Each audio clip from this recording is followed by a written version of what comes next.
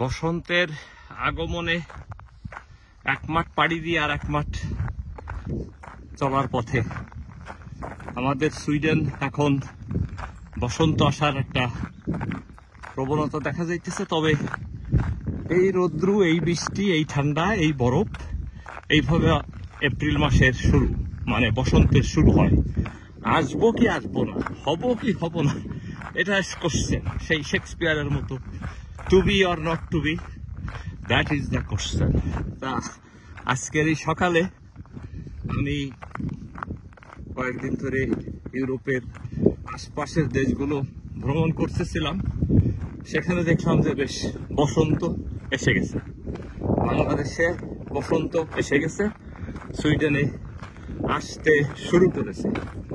এই শুরু করার থেকেই আমাকে আবার মাঠে দৌড়াদৌড়ি করা লাগছে, কারণ আমাকে তো আবার প্রবেশ করা লাগছে নিজেকে যে আমি কেমিক্যাল মুক্ত, রসায়ন যুক্ত এই খাবার থেকে আমি নিজেকে দূরে রাখতে চাই, ভেজাল থেকে দূরে রাখতে চাই। বিধায় এখন নিজের কাজ নিজেকে করে খেতে হবে, কারণ যখন কোনো উপায় থাকে না তখন যে যা বলে সেটাই শুনতে হয়, সেইভাবেই করতে হয়। কিন্তু আমার যেহেতু উপায় আছে বিধায় আমি এই যে সেই পেয়ে চলা মেঠো পথ দিয়ে এই রাস্তা বেয়ে ওই মাঠের শেষের দিকে যেয়ে ওখানে আমার ক্ষেত খামারের কাজ শুরু করছি।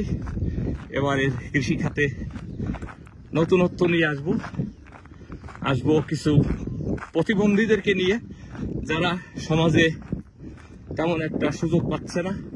আমি এবার তাদেরকেও আমার কাজে নিয়েছি, যাতে তারা নিজের হাতে বীজ বপন, রোপণ, গ্রো এবং অ্যাট দি এন্ডে সেই ফল খেতে পারে। এটা সুইডেনের জন্য একটা বিশাল ঘটনা, কারণ এখানেও কিন্তু ডিসাইবল ছেলে মেয়ের জন্ম হয়। তাদেরকে স্বাভাবিকভাবে সব ধরনের সুযোগ সুবিধে, নাগরিকের সব ধরনের সুযোগ সুবিধে, চিকিৎসা ব্যবস্থাপনা দিয়ে তাদেরকে কিন্তু ধরে রাখা হয়েছে সমাজে, এবং তারা একটা অনুভূতির উপরে কাজ করে আসছে সমাজে। তাদেরকে দেখলে মনে পড়ে যে আমার হাত পাও ভালো, বা আমি ঠিকমতো কথা বলতে পারি, তখন ওই পরম করুণাময় রব্বুল আলামিনের উপরে আরো আত্মবিশ্বাস বেড়ে যায় যে আল্লাহ তুমি আমাকে সুন্দর করে রেখেছো। এটা কি যথেষ্ট নয়? তা এটা একটা কারণ, কিন্তু সেই কারণ থাকার পরেও আমি তাদের যে একটা জীবন আছে, তারাও যে কিছু করতে পারে, এই সেই উদ্দীপনা নিয়ে আমি কিছু ছেলেপেলেকে এখানে ডাক দিয়েছি যে আমি সময় দিব, যার ফলে প্রতিদিন সকালে আমাকে আশা লাগে। এমন না যে কাজের জন্যই ওদের সাথে কথা বলা, একটু দেখা করা, অনুপ্রাণিত করা, ছোট ছোট কাজ দিয়ে তাদেরকে আমি যখন করি তারা দেখে, তখন নিজেরা করে। এইভাবে আমি শিক্ষা দিতেছি। গত কয়েক বছর ধরে আমি এই করোনা প্যান্ডামিকে যারা ভীতু ছিল, বিশেষ করে বয়স্ক লোকজন, তাদেরকে আমি মাঠে নামাইছি যে তোমরা ঘরে আবদ্ধ না থেকে বাইরে আসো, লং ডিস্টেন্স, একে অপরের সঙ্গে একে অপরকে দেখতে পারছো, কথা বলতে পারছো, এবং শুধু 2 মিটার না, 10 থেকে 20 মিটার দূরত্বে তোমরা একে অপরের সঙ্গে যোগাযোগ করতে পারছো। এটা খুব সাকসেসফুলি আমার এই ছোট্ট গ্রামের নাম কোংসএঙ্গেন, ওই যে দেখা যায় সেই ছোটবেলার মতো, কিছুটা ভিন্ন, একেবারে নিস্তব্ধ, নীরব, কিন্তু ঘটনাগুলো হুবহু এক এবং অভিন্ন। যাই হোক, আমি ভিডিও বোধহয় ছোট করে করতে হবে, কারণ আমাকে একজন অনুরোধ করেছিল কয়েকটা কথা বলতে। মূলত সেটাই উদ্দেশ্য নিয়ে আমি শুরু করেছিলাম, কিন্তু বোঝা যাইতেছে অন্যদিকে চলে যাইতেছি। Back to business. সেটা হচ্ছে যে আমাকে প্রশ্ন করা হয়েছে, আসিফ চৌধুরী বর্তমান বাংলাদেশের সেলিব্রিটি, তাকে নিয়ে অনেক গুঞ্জন চলছে যে সে বোধহয় দেশের ভাগ্য পরিবর্তন করবে।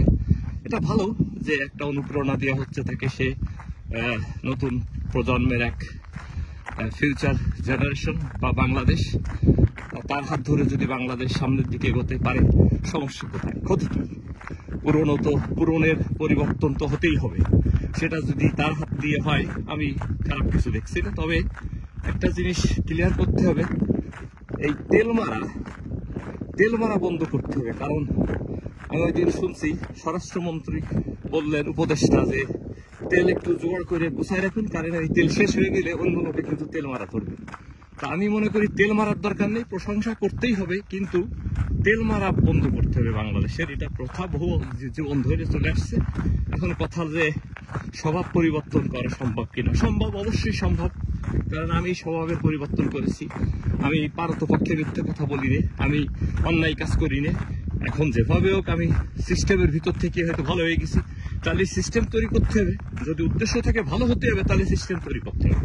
সেই সিস্টেম তৈরির কাজে যদি আসিফের মতো ছেলে পেলে বা এই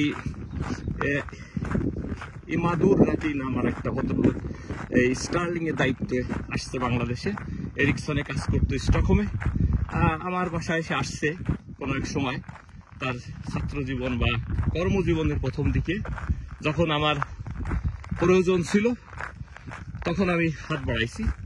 এখন তো আমার প্রয়োজন থাকার কথা না, সে অনেকদিন আগের কথা, সেটা বড় কথা না। কথা হচ্ছে যে এ ধরনের ছেলেপেলে যদি দেশের জন্য কিছু করতে চায় সেটা খুবই ভালো, অবশ্যই করবে, কিন্তু এই কাজ করা এক জিনিস, আর এর দুটো ভাবে করতে হবে, অভিজ্ঞতা এবং বা দক্ষতা, এবং দক্ষতা অর্জন এবং সেই তার গ্রহণযোগ্যতা, এটাও কিন্তু থাকা লাগবে। আমার দক্ষতা আছে কিন্তু আমার গ্রহণযোগ্যতা নাই, সে যোগ্যতা অর্জন করতে হবে। এখন সেটা যখন নাই, তখন আমরা কানেক্টিং ইচ আদার, একে অপরের কে সাহায্য করে আমরা কিন্তু সামনের দিকে এগোতে পারি। তা এই সমস্ত অ্যাসেটগুলো বাংলাদেশে এখন কালেক্ট করা হচ্ছে মূলত ডক্টর ইউনূসের সুবাদে। তার যে একটা গ্রহণযোগ্যতা আছে সেটাকে এখন কাজে লাগাতে হবে, কারণ শুধু দক্ষতা থাকলেই হবে না। এরকম দক্ষতা প্রত্যেকেরই আছে, যারা লেখাপড়া শিখছে, যারা ম্যানেজমেন্টে বা প্রেজেন্টেশনের উপরে পড়াশুনো করে, এটা তো তাদেরই কাজ।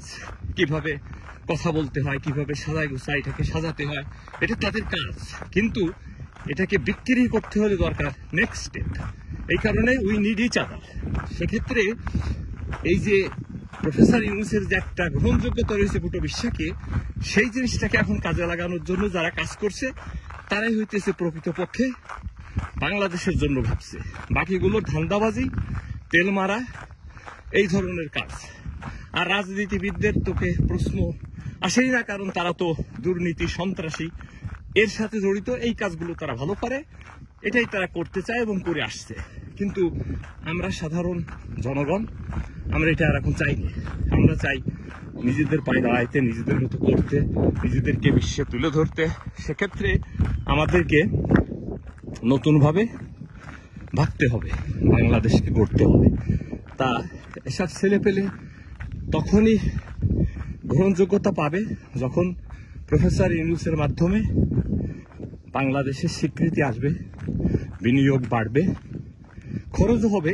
এই কাজগুলো করতে কিন্তু কোটি কোটি টাকা খরচও হবে। বিনোদন বিনিয়োগ না করলে তো হবে না, কিছু দিতে হবে, কিছু নিতে হবে। তা এখন শুধু দিবা নিবা না, সেটা তো হবে না। তা এখন ইউনূসের সাথে যারা কাজ করছে, তাকে যারা চিনতে পারছে, তারা এই সময় দেশের কাজ করতে পারবে। আর যারা সারাক্ষণ ইউনূসকে বিরোধিতা করছে, তারা দেশকে ধ্বংস করার পথে, লুটপাট করার ধান্দায় আছে। কিন্তু লুটপাট তো একদিকে শেষ হয়ে যাবে, যেদিন কিছু থাকবে না, তখন তো মানুষে মানুষ খাবে। এমন দুর্ব্যবহার হবে যে তখন সেই ইঁদুরের বাচ্চাদের মতো খালি দৌড়ে বেড়ালে হবে না, শিয়াল কুকুরের মতো চলাফেরা করলে হবে না, নিজের পায়ে দাঁড়াইতে হবে। সেদিক দিয়ে বলবো যে হ্যাঁ, এ সমস্ত কোয়ালিটি পূর্ণ ছেলেপেলে যারা মোটামুটি জানে how to present, how to sell process, এখন তার সাথে যদি আমরা সবাই যুক্ত হয়ে কাজ করি, দেন এই অ্যাসেটগুলো ভালো হবে। তা না হলে এগুলো একদিন ঝরে পড়ে যাবে। যাই হলো, এটা ছিল আমার তার বক্তব্যের কিছু প্রশ্ন করেছিল, সেই বিষয়ে আলোচনা হলো। শেষের পথে দর্শক, ভিডিওটা বড় হতে চলছে। আমার মাঠের এক প্রান্ত এখানে কাজ শুরু হয়েছে, তবে স্লো মোশন, কারণ এখনো ঠান্ডা। আর আমি যাইতেছি আমার আর এক প্লটে। এই কাজগুলো করার মূলত উদ্দেশ্য যে আমি থাকি এখানের খাবার দাবার কালচার যেমন আমি শিখেছি, এখন বাংলাদেশের খাবার দাবার সুযোগ সুবিধে ব্যবহার করতেছি। বাংলাদেশকে পরিচিত হওয়ার যে একটা সুযোগ, আমার দিক থেকে যেটা সম্ভব আমি সেইটা করছি। সাথে থাকুন, ভালো থাকুন, যে যেখানে।